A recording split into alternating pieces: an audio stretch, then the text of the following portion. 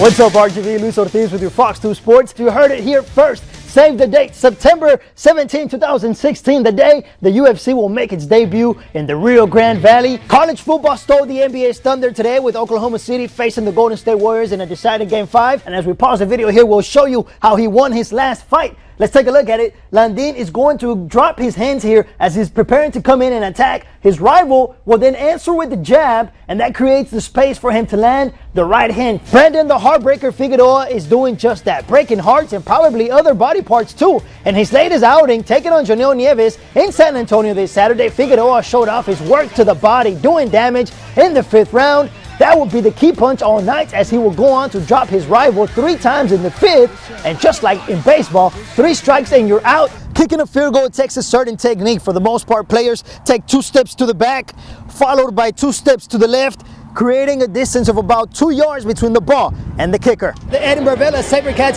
faced off against the Lancaster Tigers tonight in the high school basketball state semifinals. We take you straight to the highlights where number 8 Vela took on the reigning champs, number 3 in the state, Lancaster Tigers. We begin with the SaberCats with the ball off the inbounds. Ryan Garza putting it in play. He gets it back and the quick release for the 3-pointer. He finished the game with 20 points. And the SaberCats fans are ready to make their trip to San Antonio, one that will be 3 hours and 25 minutes, 230 miles, which makes you wonder, what would these fans do if Vela gets the win tomorrow night? And to put all of this into perspective, the longest field goal ever kicked in the history of the NFL was a 64-yarder, only 4 more than the one that Leo kicked that totaled 60. With the QB Colby Skelton, he would fire one down the middle, and what a pass that was, teaming up with Rusty Story for the 50-yard TD. But let me tell you a story about one night, November 13, 2014, when the 9-1 La Vernia Bears, well, they didn't look rusty at all. Then the Warriors moving the ball with a cross-court dime to Daniel Sotuyo, who spots up for the 3-pointer and hits the bottom of the net.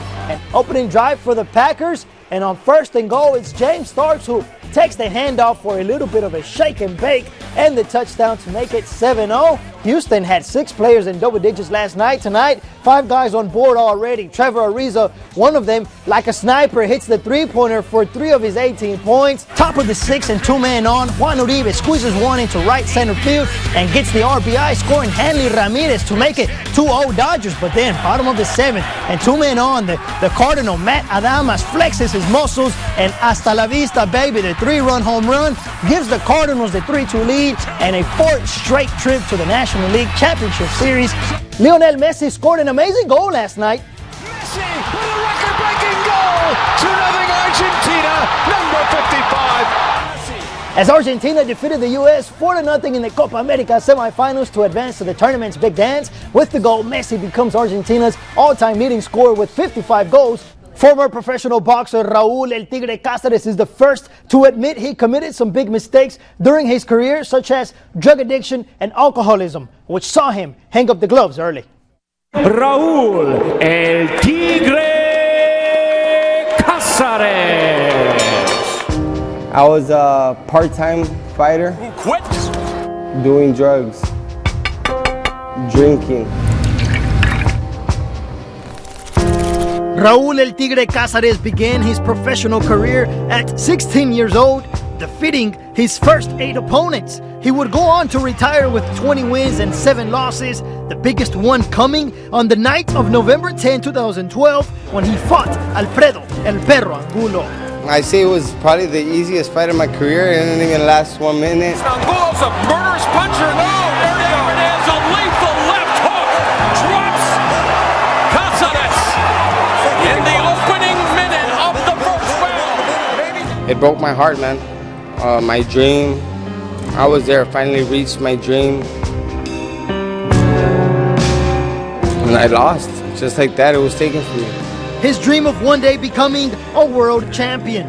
I thought he didn't have it anymore. I thought the Angulo fight really ruined him. See, one fight can ruin your career in boxing. Angulo records a scintillating first round knockout. Yo no quería que peleara después de eso. Cáceres continued to fight, but his lifestyle took him to more defeats, losing 4 of his next 5 bouts. My whole life changed. I didn't take fighting serious anymore. I was just fighting just for another payday. I turned more to drug addiction, more to partying, A dark phase in his life, not only for him, but his family as well. Es bien triste ver a un hijo con un talento que no lo explote. The former youth WBO champion has since then learned from his mistakes and is making up for them. Training kids from the Rio Grande Valley and helping them to not go down the wrong path. He's just made me so happy. They say things happen for a reason. Now I'm here guiding kids, using myself as an example. Drugs and alcohol cut his career short, leaving many to wonder what he could have accomplished. Él tenía para ser grande. The kid had ability. He had courage. Okay, he didn't mind fighting. A thought that crosses Tigre's mind every day. What if I would have stayed clean? What if I would have behaved? What if I would have listened? How different would my life have been? I'm happy with my life. I love my wife, I love my daughter, I have great kids, but it does cross my mind. What if I would have listened? In the second part of the special series, The Victory of Defeat, the story of Raúl El Tigre Cáceres, we will show you the story of the kids that the former boxer is now helping avoid those bad decisions through the art of boxing. Luis Ortiz, Fox 2 News. Football is a game of three phases: offense, defense, and special teams, the latter including the kicking game, a skill that not only takes a lot of practice, but some science as well. It's basically physics 101. What the kicker does once they start their approach and once they start their final approach, their leg basically becomes a locked lever that accelerates to that point. And the point of impact where the place kicker hits it has everything to do with how well the ball is going to go. Touchdown catches, runs, and interceptions are the most attractive part of a football game, but just as important is the kicking game. Maryland Pioneer kicker Leonardo Rios successfully kicked a 60-yard field goal during practice this season, something that takes great technique. I get my steps down and just take a deep breath and just calm down. I just look at the ball, look at the field goal, and I tell my holder Alec that I'm ready, and I just kick and just follow through.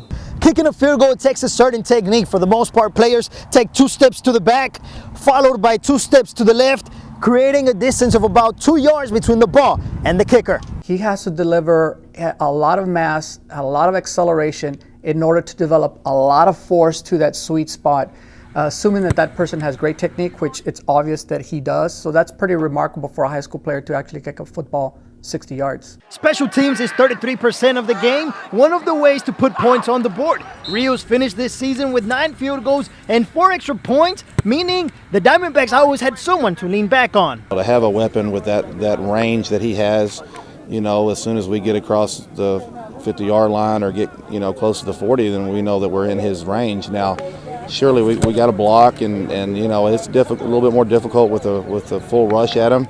But we know he's got the leg to do it as long as we protect for him and get a good snap and hold.